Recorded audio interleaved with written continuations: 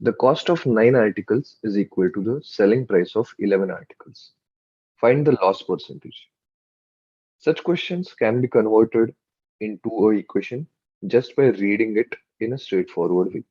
So cost of 9 articles, we can write it down as cost price of 9 articles is equal to selling price of 11 articles. So from this, we can have a ratio of cost price upon selling price as 11 upon 9. So we can assume that cost price is 11 and selling price is 9. So therefore, we get a loss of 2. So loss percentage is nothing but loss upon cost price.